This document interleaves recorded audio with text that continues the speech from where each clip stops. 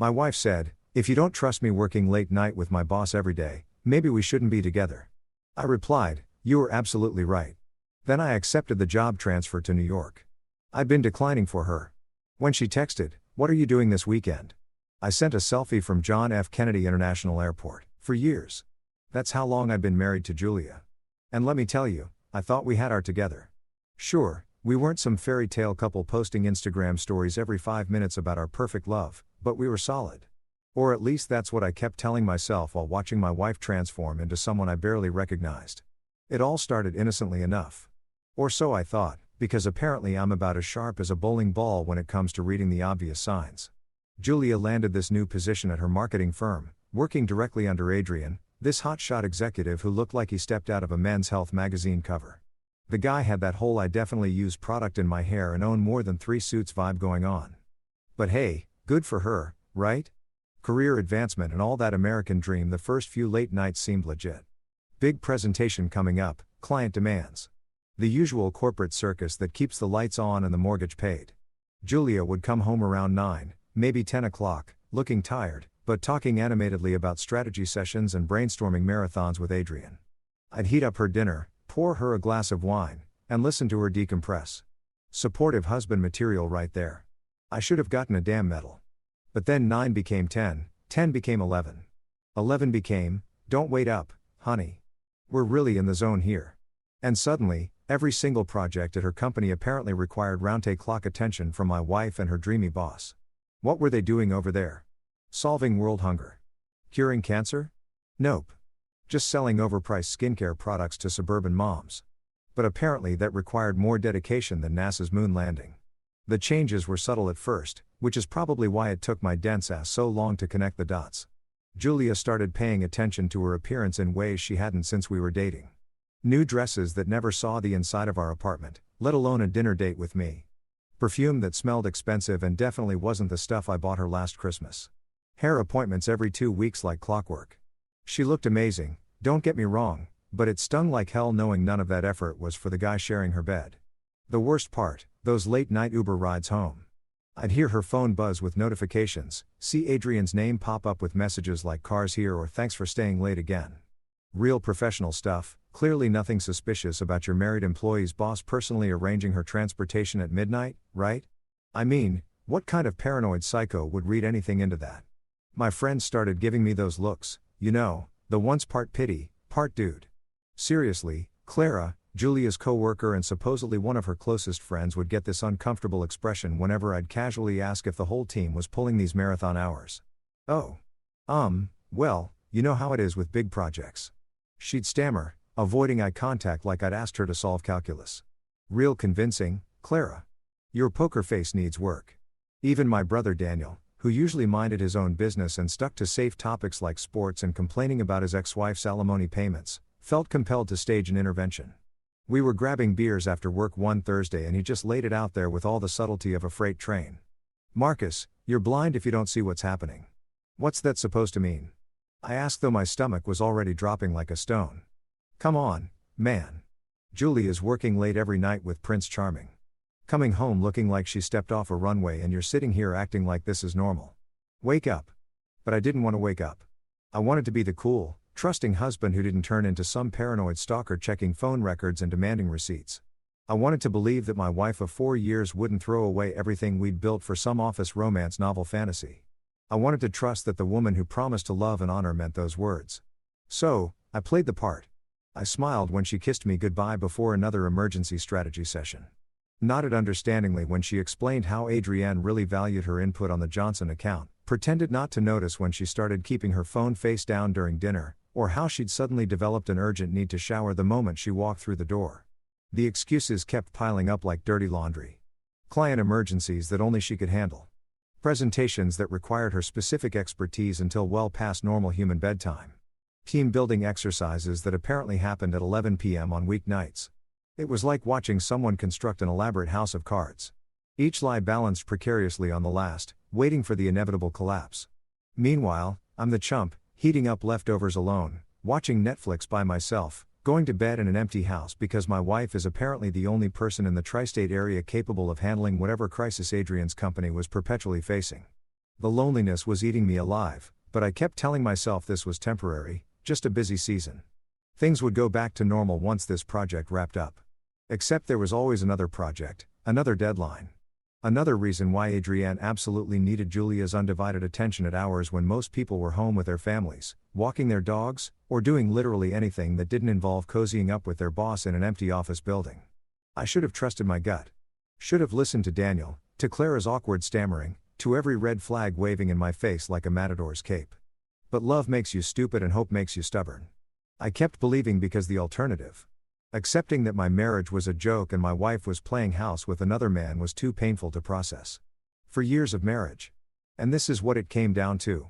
Me alone in our apartment, wondering if the woman I'd promised my life to was ever coming home.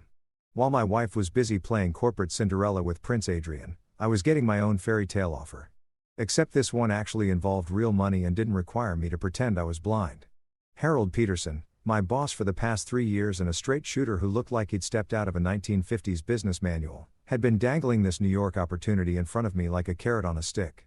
The first time he brought it up was during one of our quarterly reviews, right around the time Julia's late nights were becoming a regular Tuesday through Thursday affair.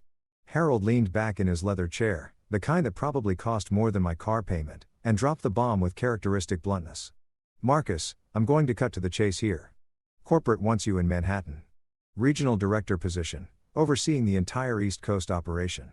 We're talking a 70% salary bump, company apartment overlooking Central Park, full relocation package, and enough responsibility to make your head spin in the best possible way." I nearly choked on my coffee. 70%. That wasn't just a raise. That was life-changing money. The kind of cash that could pay off our student loans, maybe even let us think about buying instead of renting. But before I could even process the numbers, my brain went straight to Julia mode. "That's incredible, Harold. But my wife's got her career here. Her family's all local, and she's really building something with her current company." The words came out automatically, like some kind of programmed response. Good husband Marcus always putting his wife's needs first, even when she was probably planning her next late-night strategy session with Mr. Perfect Hair. Harold gave me this look, part disappointment, part "are you kidding me right now?" He'd been in corporate long enough to recognize when someone was making excuses and he wasn't buying my supportive spouse routine.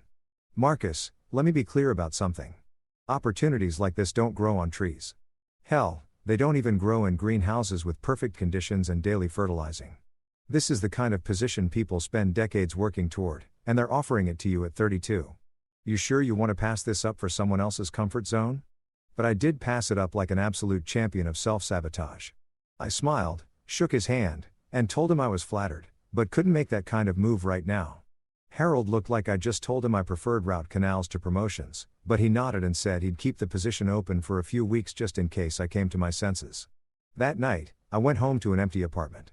Shocking, I know, and tried to imagine telling Julia about the offer. In my fantasy version, she'd be excited, maybe even proud that her husband was being headhunted for such a prestigious role. We'd spend the evening talking about our future, about the adventures we could have in the city, about how this could be the fresh start we didn't even know we needed. Reality, of course, had other plans.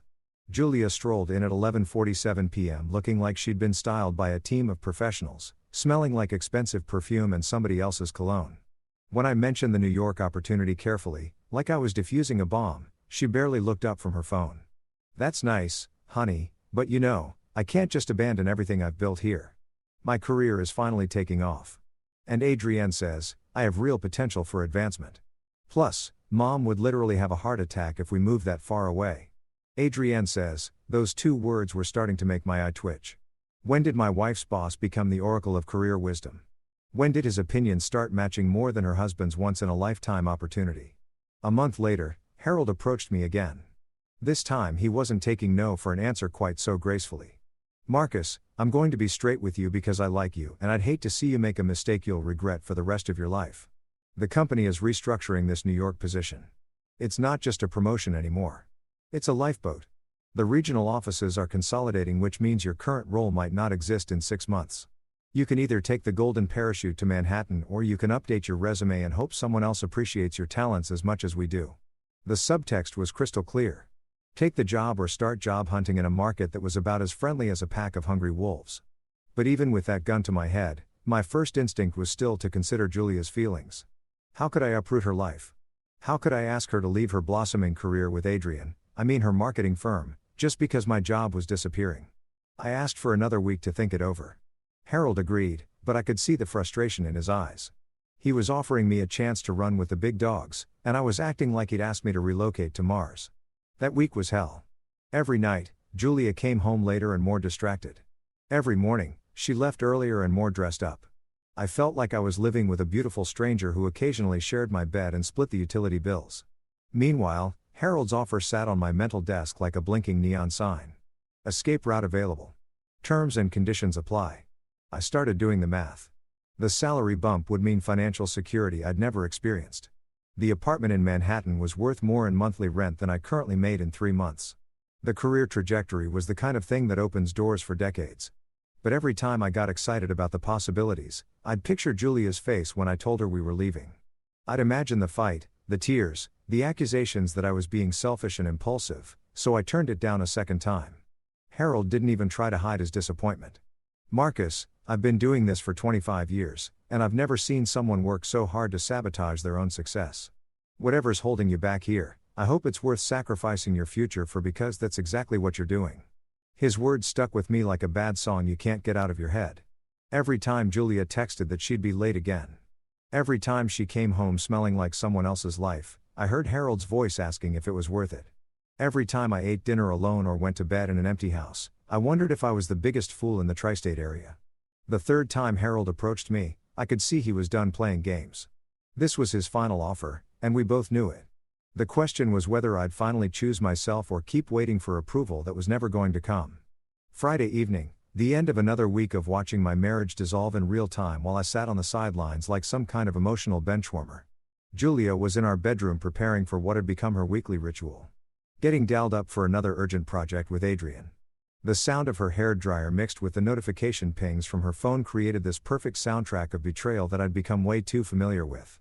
I was sitting on the couch staring at my laptop screen where Harold's latest email sat open like a digital ultimatum.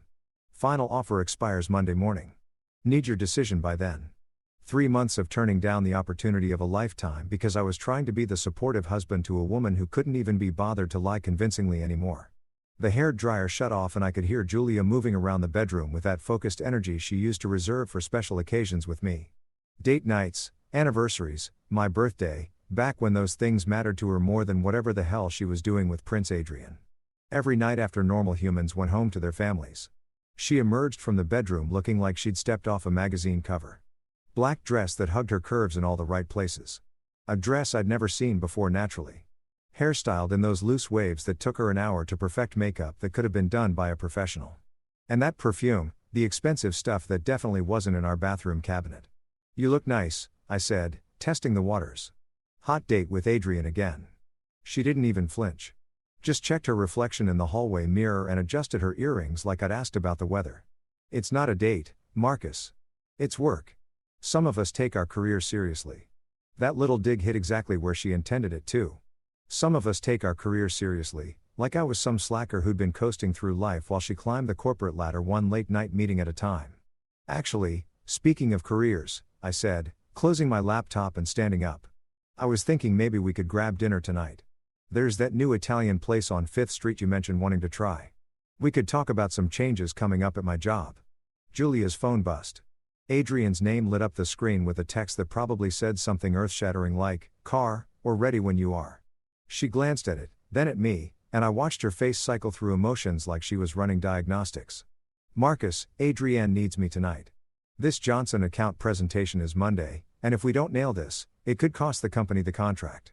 I can't just abandon my responsibilities because you suddenly want to play house." Play house? That's what she called me, wanting to have dinner with my own wife.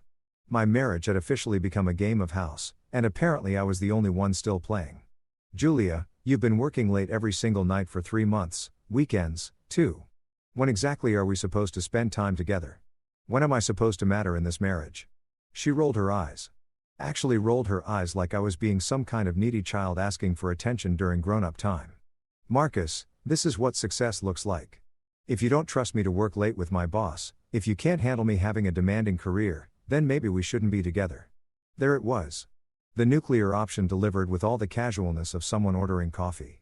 Maybe we shouldn't be together.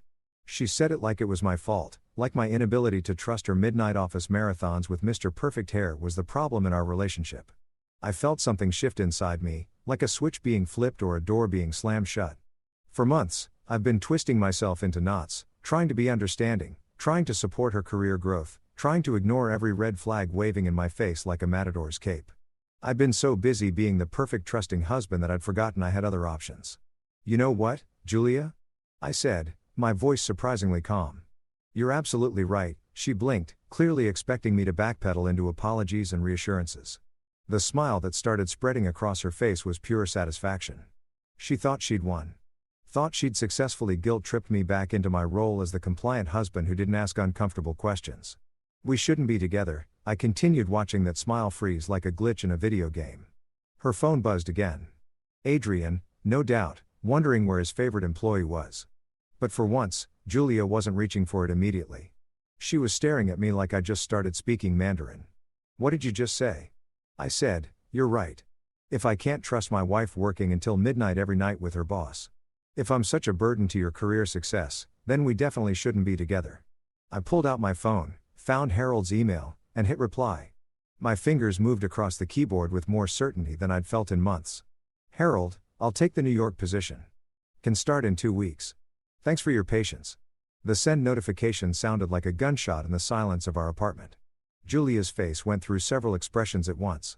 Confusion, disbelief, anger, and something that might have been panic. Marcus, what are you doing? I'm taking a job in New York. Regional Director, 70% salary increase, company apartment in Manhattan. Remember the opportunity one turned down twice because I thought my wife's happiness was more important than my career. Her phone buzzed a third time. This time, she didn't even glance at it. You can't be serious. You're going to throw away 4 years of marriage because you're having some kind of jealous breakdown. I'm not throwing anything away, Julia. You already did that. I'm just finally accepting reality instead of pretending that my marriage isn't a joke and my wife isn't screwing her boss. I am not. Save it. We both know what's happening here. The only difference is that I'm finally done pretending I don't know.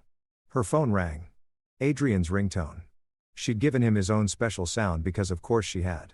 She stared at it like it might explode, then looked back at me with something approaching desperation. Marcus, you're being ridiculous. You can't just I can and I am. Have fun at your meeting tonight. Try not to work too hard. I walked into the bedroom, pulled out my suitcase, and started packing. Behind me, I could hear Julia's phone ringing again. Could hear her frantic whispered conversation with Adrian. Could hear the reality of her choices finally crashing down around her. For the first time in months, I felt like I could breathe. The sound of my suitcase zipper cutting through the silence was like a period at the end of a very long, very painful sentence. 4 years of marriage, and it all came down to this. Me folding clothes while my wife had a panicked phone conversation with her boss/side piece in the living room.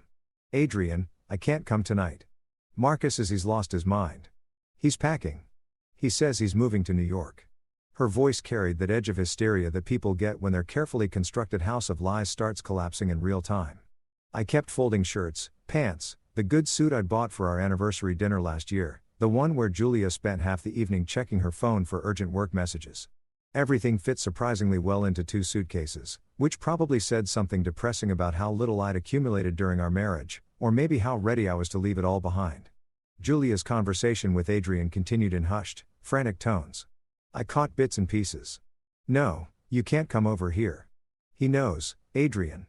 I think he knows. This is a disaster. Yeah, it was a disaster. All right, just not for the reasons she thought. I moved to the bathroom, grabbing my toothbrush, shampoo, the electric razor she bought me for Christmas because apparently my face wasn't meeting her standards anymore. Funny how all these little details suddenly made sense when viewed through the lens of my wife is cheating on me with her boss. By the time I emerged from the bathroom, Julia had hung up and was standing in the bedroom doorway looking like someone had just told her Santa Claus was a lie and the Easter Bunny had gambling debts. Marcus, stop. Just stop for a minute and think about what you're doing. I am thinking for the first time in months, actually. Turns out my brain works a lot better when I'm not trying to convince myself that my marriage isn't a complete sham. She stepped into the room, her perfect hair slightly mussed from running her hands through it. Her makeup starting to smudge around the edges. The transformation from magazine cover gorgeous to desperate housewife was almost impressive in its speed. You can't just throw away 4 years like this. Over what? Some paranoid delusion that I'm cheating on you. Paranoid delusion? I laughed and it came out harsher than I intended. Julia, you've been working until midnight every single night for 3 months. You dress like you're going to Fashion Week just to sit in conference rooms. You smell like men's cologne when you come home. And your boss personally arranges your late night transportation. If this is a delusion, it's the most logical one in history. Adrienne is my mentor. He's helping me advance my career. God, Marcus, why can't you just trust me? Trust. She wanted me to trust her while she was doing everything short of sending me a PowerPoint presentation titled, "How I'm Cheating on My Husband for Dummies Because Trust Goes Both Ways, Julia, and you haven't given me a single reason to trust you in months. Hell, you haven't even tried to be subtle about it." I zipped up the second suitcase and set it next to the first one. 2 bags for years of marriage reduced to 2 pieces of luggage and a growing sense of relief that scared me with its intensity. Where are you even going to stay tonight? Hotel. Harold's arranging temporary housing until the company apartment is ready. Harold knew about this. Harold's been trying to save my career while you've been destroying my marriage. Yeah, he knew. Julia's phone buzzed again. Adrienne, no doubt. Wondering if the coast was clear for their regularly scheduled programming. She glanced at it, then back at me, and I watched the exact moment she realized she had to choose between dealing with her imploding marriage and keeping her boss happy. She chose her boss. Of course, she did. I have too. Adrienne's waiting, and this presentation really is important. Sure it is. Don't let me keep you from your very important work. She grabbed her purse, checked her reflection in the mirror one more time, and headed for the door. But she stopped at the threshold, turning back with what I assumed was supposed to be her final guilt trip. Marcus, I'll cut back on the late nights. If it bothers you so much, we can work this out. You don't have to run away to New York. Run away like I was some scared kid fleeing the scene instead of a grown man making a strategic career move while escaping a toxic marriage. Julia, the only thing that bothers me is that you think I'm stupid enough to believe your lies. Have fun with Adrienne tonight. Try to keep it professional. She left, actually walked out the door to go spend the evening with her boss while her husband packed up his life and prepared to move across the country. The symbolism was so perfect it almost hurt. I called a locksmith 24-hour service because apparently there's a market for people who need to change their locks on a Friday night. Guy showed up an hour later, took one look at my suitcases and the general vibe of domestic apocalypse, and got to work without asking questions. Probably wasn't his first marriage-ending lock change. While he worked, I packed up Julia's stuff. Not out of spite. Well, not entirely out of spite, but because the lease was in my name, and I wasn't interested in being her storage facility while she figured out her next move. Her clothes, her books, her collection of overpriced skincare products that apparently weren't working their magic on her conscience. Everything fit into boxes surprisingly easily for years of shared life. And her stuff barely filled 6 cardboard containers. Made me wonder if she'd been mentally checked out of this marriage longer than I realized. My phone started buzzing around 11 p.m. text after text from Julia. Each one more desperate than the last. Marcus, this is insane. You can't just change the locks. I'm your wife. You can't kick me out of my own home. You're having a breakdown. You need help. I'll quit my job if that's what you want. Adrienne means nothing to me. It's just work. Please don't throw away our marriage over a misunderstanding. You're scaring me. This isn't like you. That last one made me laugh. This isn't like you. She was right. The old Marcus would have been a doormat. Would have apologized for being suspicious. Would have convinced himself that midnight strategy sessions with dreamy bosses were totally normal in the modern workplace. But the old Marcus was an idiot who nearly flushed his career down the toilet for a woman who couldn't even be bothered to lie convincingly about her affair. The new Marcus was done being an idiot. Saturday morning hit me like a freight train made of regret and Red Bull.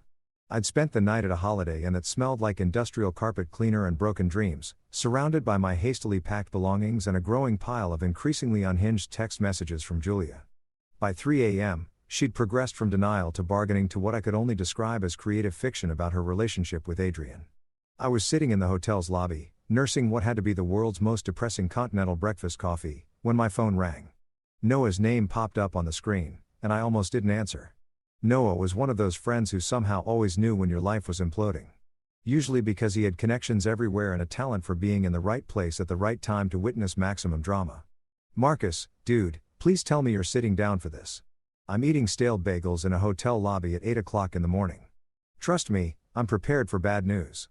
Okay, so you know my cousin Jake works at Julia's firm, right? He's in accounting, keeps to himself, but he goes to the same gym as some of the marketing guys. I felt my stomach drop somewhere around my shoes.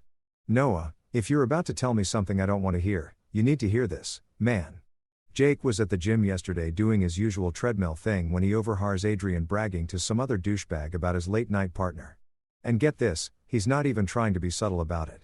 He's talking about hotel receipts, talking about how gullible some husbands are talking about. Stop. I set down my coffee cup before I threw it across the lobby. Just stop for a second. But Noah was on a roll and apparently he'd been saving this information like ammunition for exactly this moment. Marcus, there's more. Jake started paying attention after that. And these guys have been talking about you specifically. Adrian's been calling you the clueless husband in group chats. There are screenshots, man. Screenshots of him mocking you for being too trusting. The hotel lobby started spinning slightly. All those nights I'd convinced myself I was being paranoid, that I was the problem, that I needed to trust my wife more. Turns out I was the punchline of some corporate joke. The faithful husband who heated up dinner while his wife was getting her back blown out by her boss. Send them to me, Marcus. Send me the screenshots, Noah. 10 minutes later, my phone lit up with a series of images that felt like getting punched in the soul. Group chat messages between Adrian and what looked like half the marketing department, complete with laughing, crying emojis and commentary that made my skin crawl. Another late night with a married one face with tears of joy. Does her husband actually believe the overtime story? Guys, either the most trusting man alive or the dumbest. Either way, works for me, man. Shrugging. Hotel receipts are tax deductible if it's for client meetings, right? Winking face. Poor bastard probably thinks she's employee of the month material.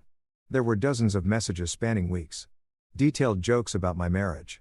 Speculation about how long it would take me to figure it out. Even a betting pool on whether I'd ever grow a spine and leave her. Adrienne had turned my personal life into office entertainment. And apparently, everyone was having a blast watching the show. The worst part, Julia wasn't just a passive participant in this humiliation. There were screenshots of her messages, too, complaining about having to keep up appearances at home, joking about how I was getting suspicious, but was too nice to actually do anything about it. Marcus is asking questions about why I'm working so late. Might need to dial it back for a week or two. He wanted to go to dinner tonight, face with rolling eyes. Had to pretend I cared about his day for 20 minutes before I could leave. Adrienne says, the Johnson account excuse is getting old. Need new material for why I can't be home before midnight. My wife, the woman I'd been married to for 4 years, the woman I'd turned down life-changing career opportunities for, had been treating our marriage like an inconvenient obstacle to her extracurricular activities. I wasn't even a person to her anymore. I was just Marcus, the annoying husband who asked too many questions and wanted too much attention. I forwarded all the screenshots to Julia with a single word, interesting. Then I turned off my phone and sat in that lobby for 2 hours watching families check out with their luggage and their weekend plans, wondering how the hell I'd become such a joke for years of marriage. And I'd been living in a sitcom where I was the bumbling husband who didn't know his wife was screwing around. Except it wasn't funny and I was the only one who didn't know the punchline.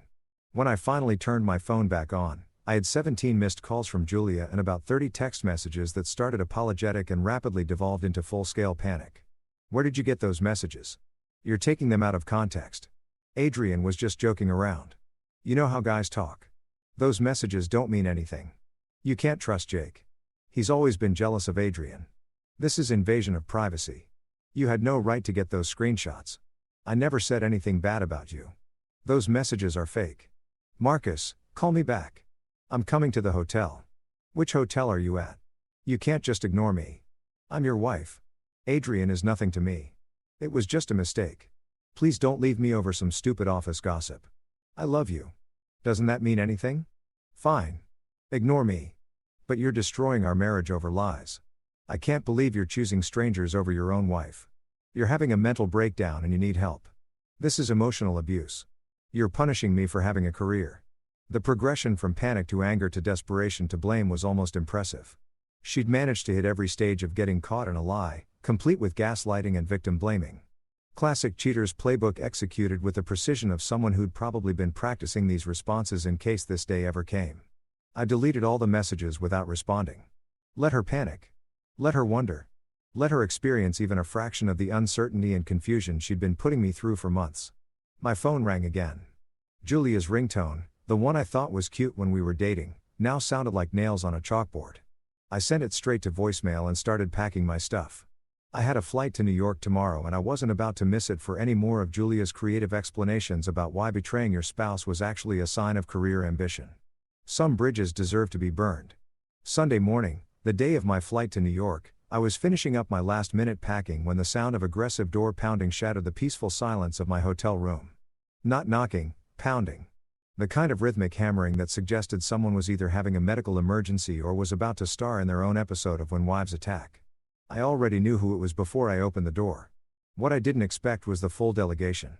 Julia stood front and center looking like she hadn't slept in 3 days, flanked by her mother, Linda, a woman who'd never met a boundary she couldn't cross, and her sister Brooke, who had apparently been recruited as backup moral support for this little intervention. Marcus Anthony Coleman. Linda announced using my full name like I was 10 years old and had been caught stealing cookies. We need to talk right now. They pushed past me into the hotel room without waiting for an invitation, which was pretty much standard operating procedure for Linda.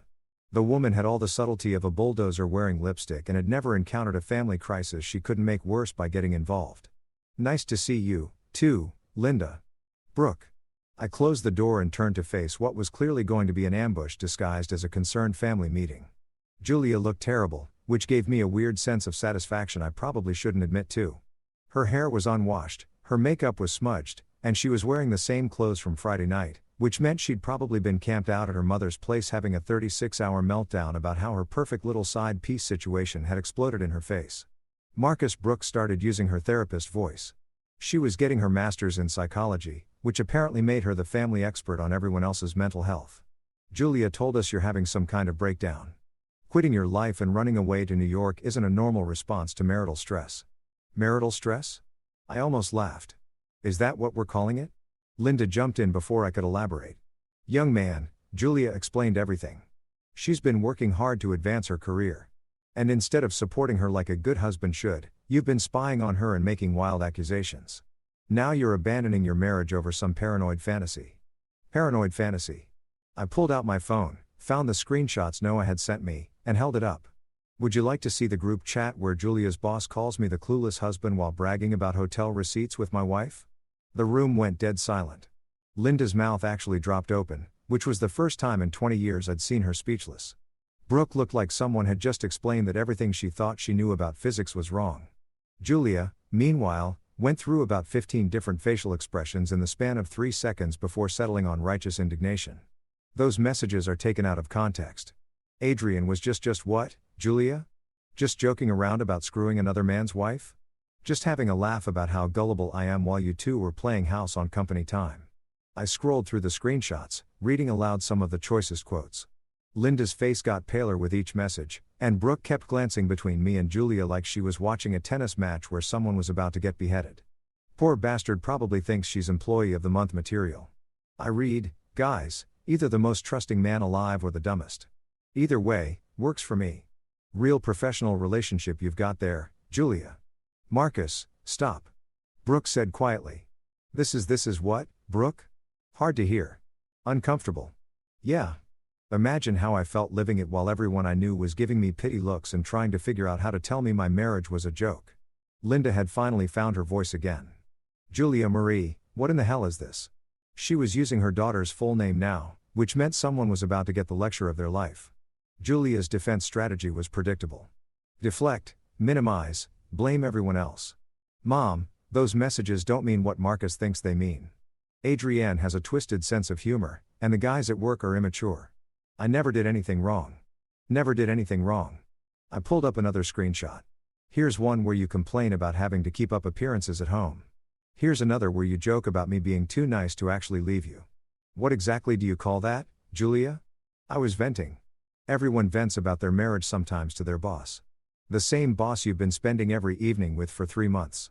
The same boss who's apparently been collecting hotel receipts for your client meetings. Brooke was shaking her head like she couldn't process what she was hearing. Julia, please tell me you didn't actually. I didn't do anything. Julia exploded. God, you're all acting like I committed murder. So what if Adrian and I got close? So, what if we spent time together outside of work? That doesn't mean anything happened. Nothing happened. I scrolled to another screenshot. Here's Adrian talking about how the married one gives the best presentations after midnight. Here's him making jokes about soundproofing hotel rooms. What kind of client meetings require soundproofing, Julia? The silence that followed was deafening.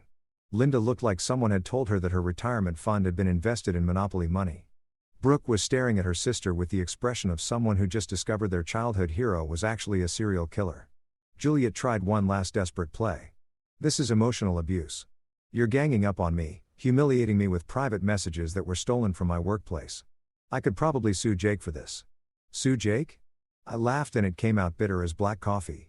Julia, the only person who humiliated you is you. These aren't private love letters that got hacked. These are your boss and coworkers making fun of your marriage in a group chat. You turned our relationship into office entertainment.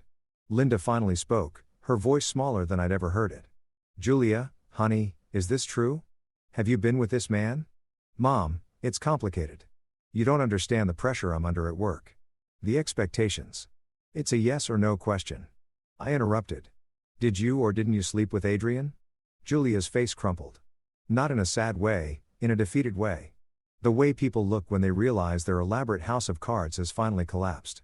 And there's no point in pretending the pile of cardboard was ever a real building. It wasn't supposed to happen like this, she whispered. And there it was. Not an admission exactly, but close enough. Linda sat down heavily on the hotel room's single chair. Brooke covered her face with her hands, and Julia started crying. Real tears this time, not the manipulative ones she'd been using for 3 days. I have a flight to catch, I said, zipping up my carry-on bag. My new life starts in about 4 hours, and I'm not missing it for any more of this drama. I handed Brooke the screenshots. Here, show these to whoever needs to see them. I'm done being the bad guy in my own marriage. As I walked toward the door, Linda called out one last time, Marcus, what do you want us to tell people? Tell them the truth, Linda. For once in this whole mess, just tell the truth.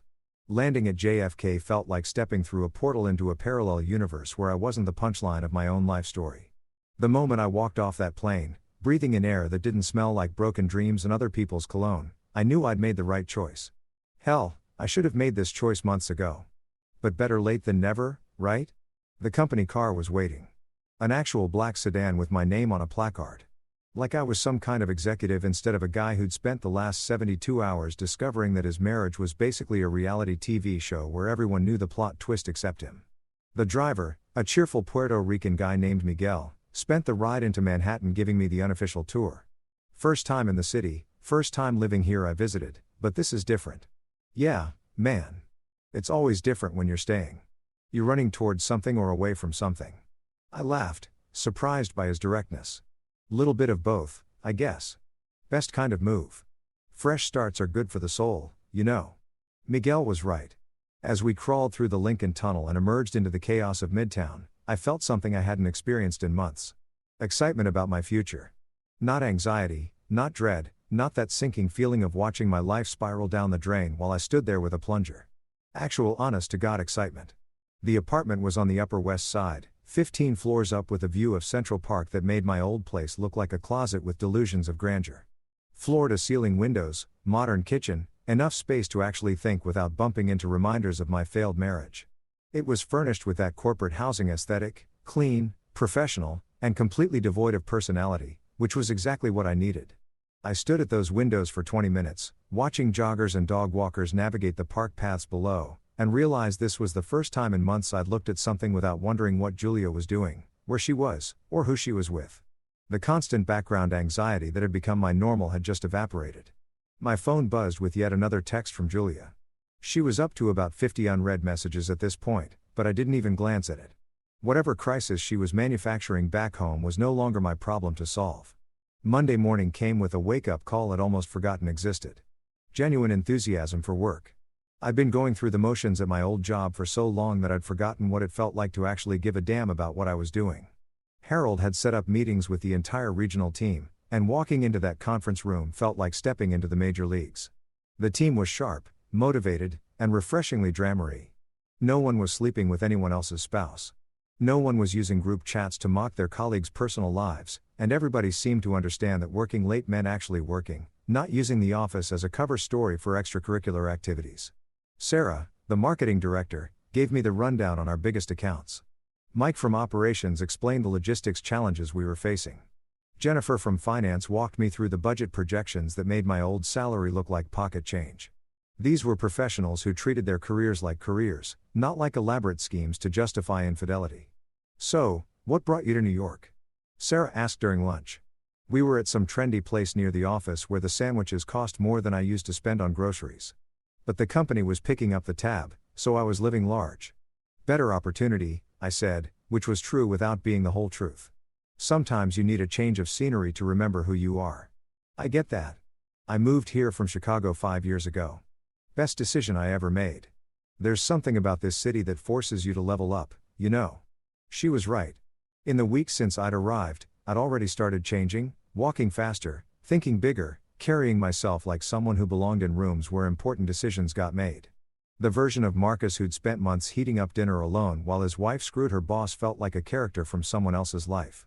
Meanwhile, back in my old hometown, the fallout was apparently reaching nuclear levels.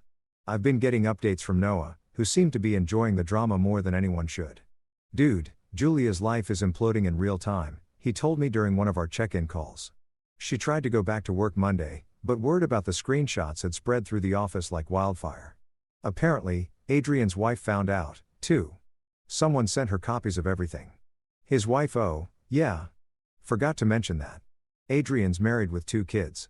His wife is some kind of lawyer, and from what I hear, she's not taking this development well. There are rumors about divorce papers and asset freezing and all kinds of legal nastiness. The irony was beautiful. Adrian, the smooth-talking boss who'd been using my marriage as entertainment, was about to discover what happens when your own spouse finds out you're a cheating piece of garbage. Julia, who'd thought she was trading up from her boring husband to some kind of corporate prince, had actually hitched her wagon to a married father who was about to lose everything in what sounded like a very expensive divorce.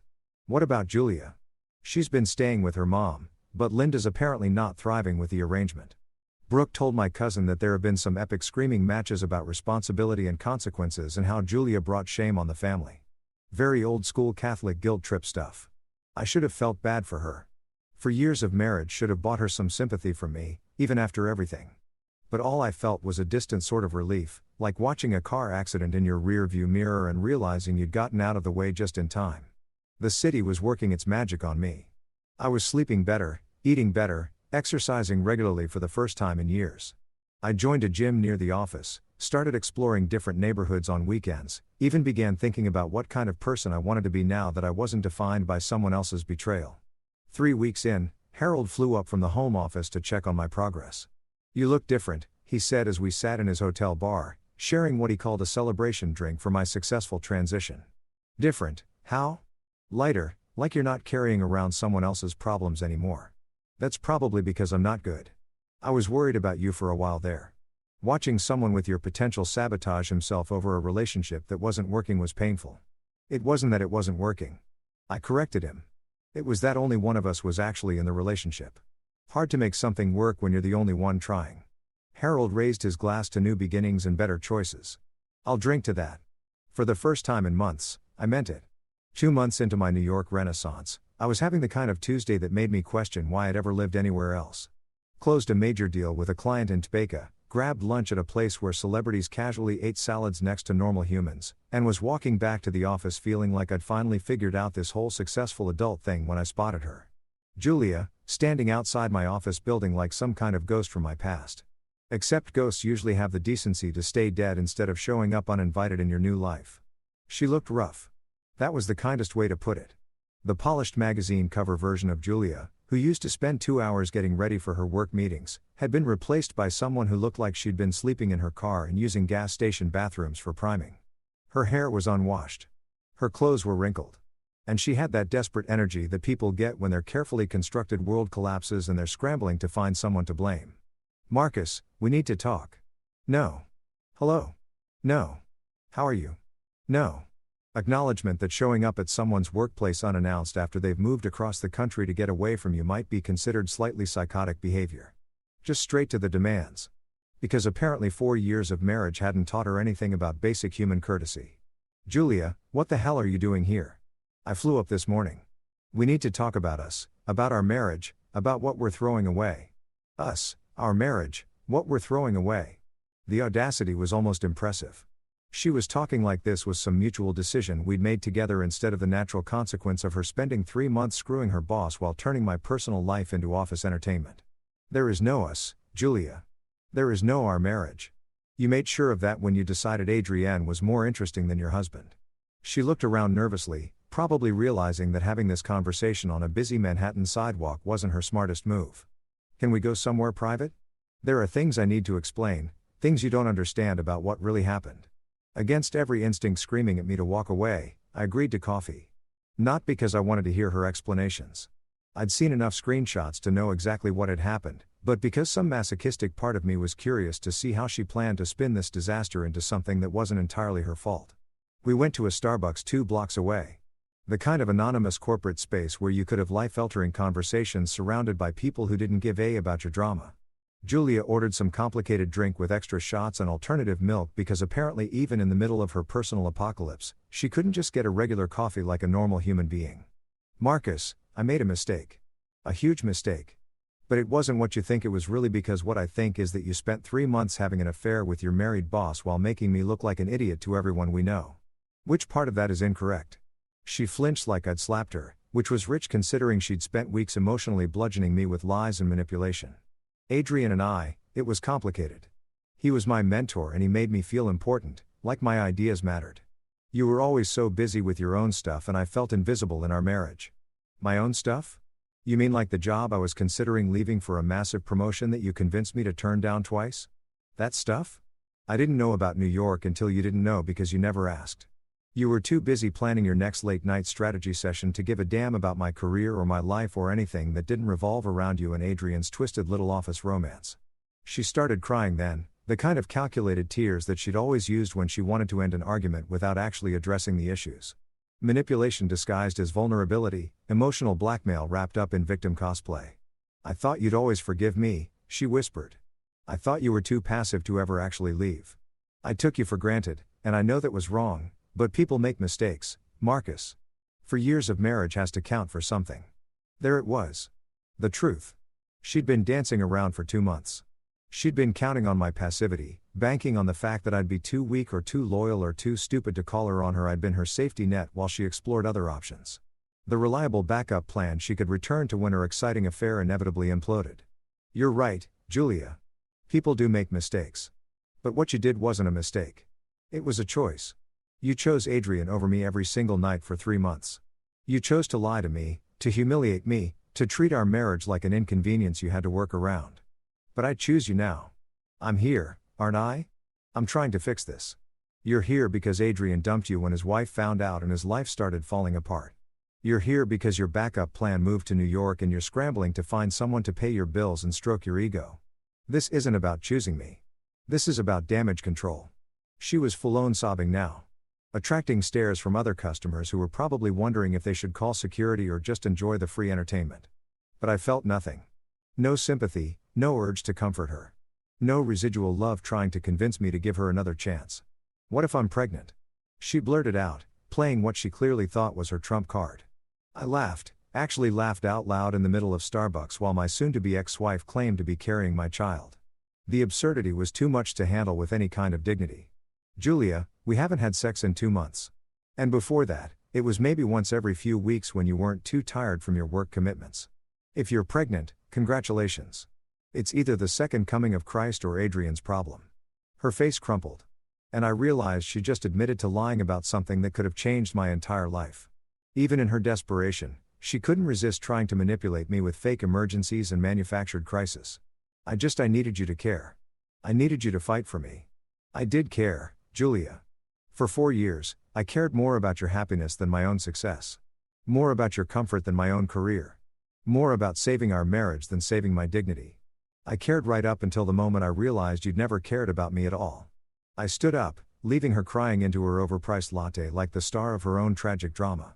Enjoy New York, Julia. Try not to sleep with any married guys while you're here. Walking away from that coffee shop felt like closing the final chapter of the worst book I'd ever read. I had a life to get back to, a real life with actual opportunities and genuine relationships with people who didn't think loyalty was a character flaw. Julia could keep the drama. I was done being part of the cast. Life has a twisted sense of humor, and nowhere was that more apparent than in the cosmic comedy that unfolded over the next few months. While I was building my new life in Manhattan, better apartment, better job, better everything. Adrian's world was crashing down like a house of cards in a hurricane. And honestly, I had front row seats to the most satisfying show I'd ever witnessed. The first sign that karma was sharpening her claws came about 3 weeks after Julia's pathetic coffee shop ambush. I was at a networking event in Midtown, the kind of corporate mixer where people in expensive suits drink overpriced wine and pretend to care about each other's quarterly projections. I was actually enjoying myself. Shocking, I know. When I heard a familiar voice behind me, Marcus Coleman, Jesus, what are the odds? I turned around to find myself face-to-face with Tony Ricci, a guy I'd known back in college, who'd somehow become a hotshot marketing executive. We'd kept in loose touch over the years, the kind of LinkedIn connection that exists purely for professional networking and the occasional happy birthday message. Tony, what brings you to the big city? Just transferred here from Chicago. Got offered a position I couldn't refuse. He grinned and took a sip of his wine. Actually, funny story. I'm working for the same company your ex-wife does. Well, it's a small world, right? My blood went cold. Oh, man. You don't know. Julia got canned about 2 weeks ago. Whole thing was a disaster. Apparently, she was having an affair with some executive, and when his wife found out, she went nuclear, hired a private investigator, got evidence of company resources being used for personal activities, hotel rooms charged to corporate accounts, that kind of thing. The wine in my glass suddenly tasted like victory with hints of cosmic justice. The guy Adrian something got transferred here to New York, but his reputation followed him like a bad smell. Word travels fast in this industry, and apparently everyone knows he's the boss who sleeps with his employees. Not exactly the kind of guy you want leading your team, you know. I nearly choked on my drink. Adrian's here in New York. Yeah. Started about a month ago. Poor bastard thought a change of scenery would help, but turns out you can't outrun your own stupidity.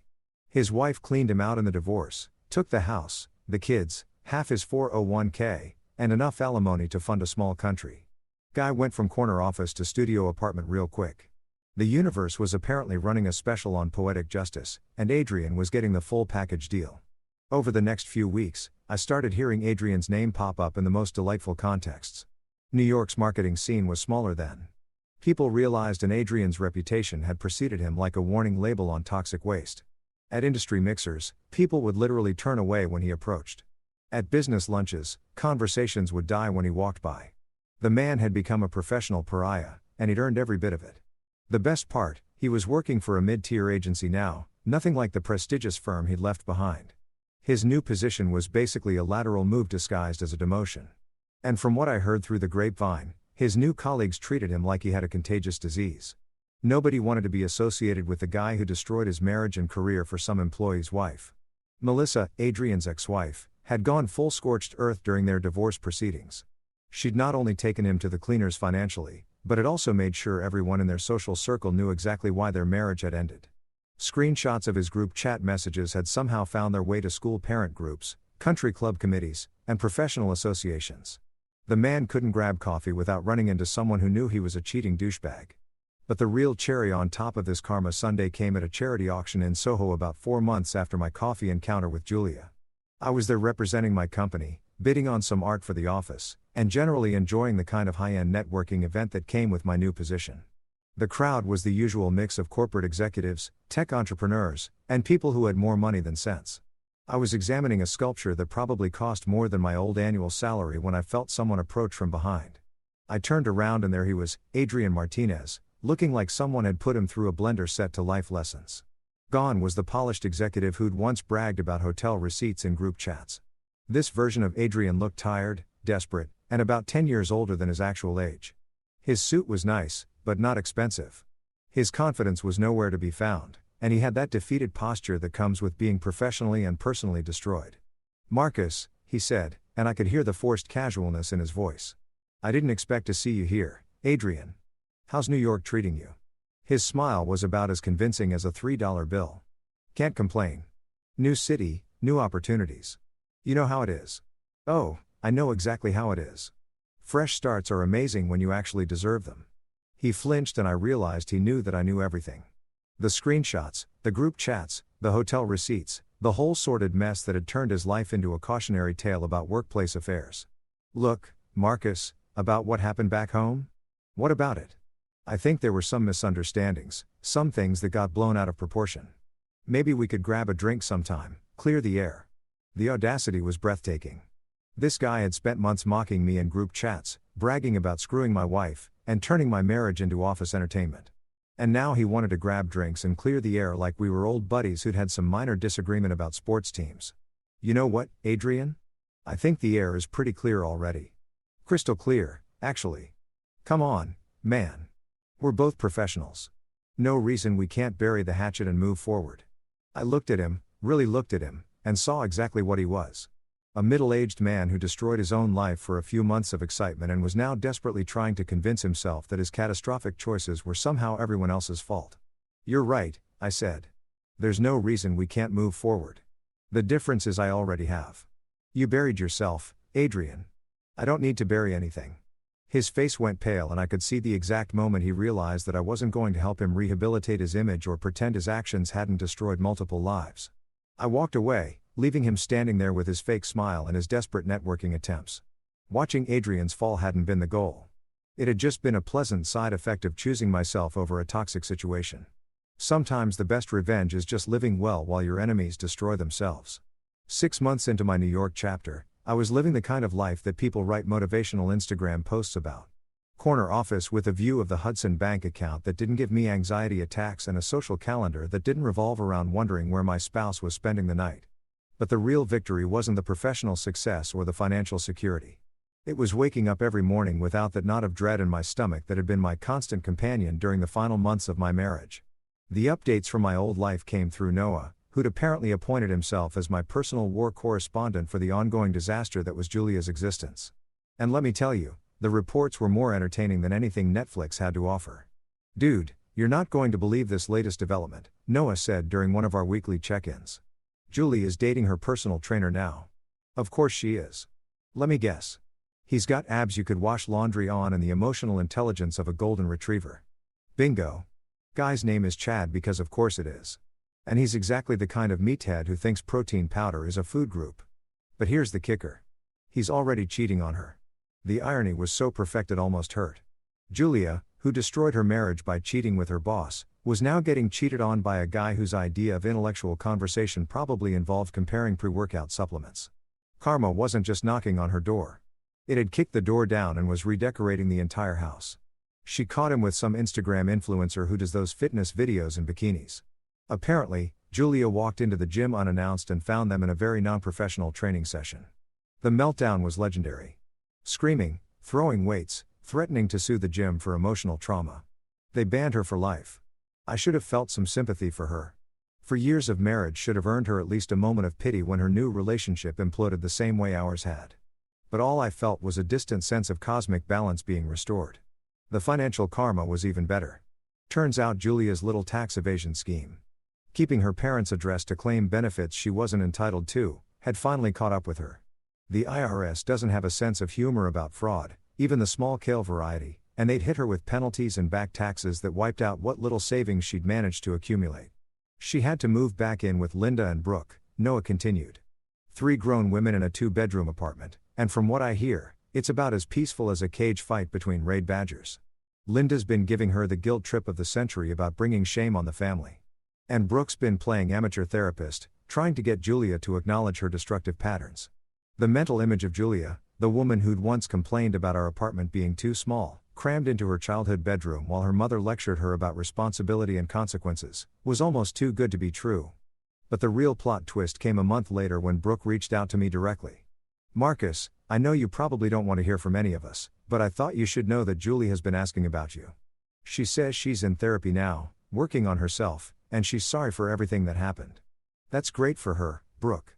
I hope she finds whatever she's looking for. She was wondering if maybe once she gets her life together, you might consider. No, you don't even know what I was going to ask. Yes, I do. And the answer is no to all of it. Julia burned that bridge, salted the earth, and then nuked the entire landscape. There's no going back, no second chances, no working things out. I'm done. Brooke was quiet for a moment. She really is different now. The therapy seems to be helping, and she's starting to understand how badly she hurt you. Good for her. Personal growth is important. But it doesn't undo 4 years of taking me for granted, 3 months of cheating, and weeks of lying to my face while her boss made jokes about my marriage. I'm glad she's getting help, but her healing journey doesn't include me. That conversation was liberating in a way I hadn't expected. For months, I've been waiting for the other shoe to drop, for Julia to find some new way to disrupt my peace or drag me back into her drama. But hearing myself say those words out loud, hearing how final and certain they sounded, made me realize I was truly done. Not angry done or hurt done, but actually completely peacefully done. My 6-month performance review came with another raise and the offer to make my New York position permanent. Harold flew up from the home office to deliver the news personally, and we celebrated at a steakhouse that probably cost more per meal than I used to spend on groceries in a week. You know, Marcus, I've been doing this for 30 years, and I've never seen someone bounce back from a personal crisis the way you have. Most people would still be wallowing in self-pity or trying to win their ex back. You just moved on. Sometimes the best thing you can do is cut your losses and bet on yourself instead of waiting for other people to figure out your worth. Well, whatever you're doing, keep doing it. The company's taking notice, and there are bigger opportunities coming down the pipeline. But the biggest opportunity hadn't come from work. It had come from the most unexpected place of all. 3 weeks earlier, I'd met Leah at a bookstore in Brooklyn. She was an editor at a small publishing house, had a laugh that made me forget my own name, and possessed the revolutionary quality of being exactly who she claimed to be. Our first date was coffee that turned into dinner that turned into a 6-hour conversation about everything and nothing. Our second date was a comedy show in the village where she laughed at my terrible jokes and made better ones of her own. By the third date, I realized I'd forgotten what it felt like to be with someone who actually wanted to be there. Leah didn't work late with mysterious bosses. She didn't have secret group chats where she mocked my existence. She didn't treat our relationship like an inconvenience to be managed around her real priorities. She was just present, honest, real. You know what I like about you? She said one evening as we walked through Central Park, the same park I could see from my apartment windows. My devastating good looks and humble personality. Your peace. You've got this calm confidence, like you know who you are and you're comfortable with it. It's attractive as hell. Peace. That wasn't a word anyone would have used to describe me a year ago. A year ago, I was the guy who heated up dinner alone while his wife screwed her boss. The guy who turned down life-changing opportunities to accommodate someone else's lies. The guy who was so afraid of being alone that he stayed in a relationship that was slowly killing him from the inside. Standing there in Central Park with Leah, looking up at the skyline of a city that had given me back my life, I realized that Julia had been right about one thing. If I couldn't trust her working late with her boss, we shouldn't have been together. She was absolutely right, and choosing myself had been the best decision I'd ever made.